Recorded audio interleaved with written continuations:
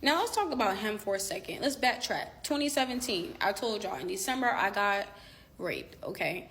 I told him about it. His name's Koroma. I told him about it.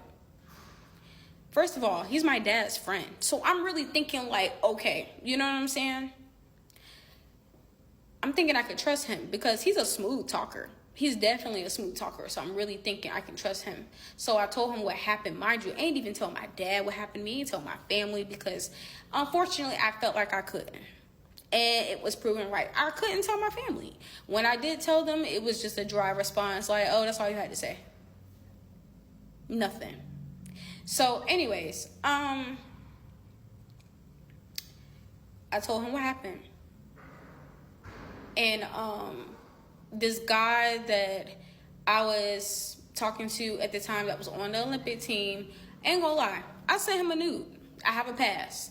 I sent him a nude. Now I won't just straight hoeing out here, okay? But I sent him a nude.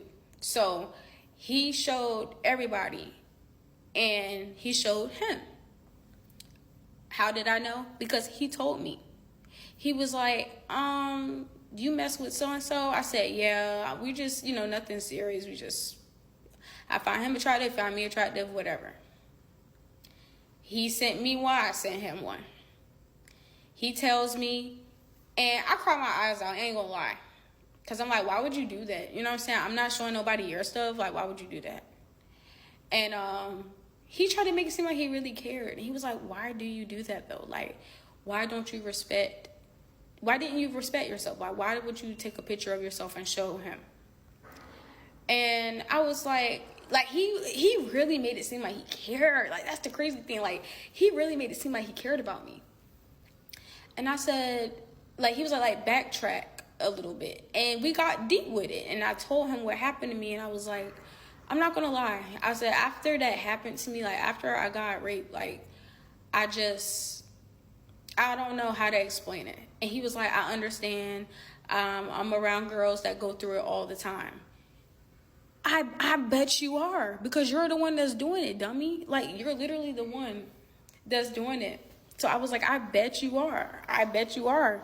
So I didn't say that at the time, but yeah, I'm crying. Like, I'm being so vulnerable with him. Like, it's crazy, because I'm thinking like, oh my gosh, like, that's my dad's friend. Like, they grew up together, training together, whatever. Like, fast forward, this man uses it as an opportunity to try to get in my pants. He's like, I can book you a room at Best Western and this, that, and the third. And I'm like,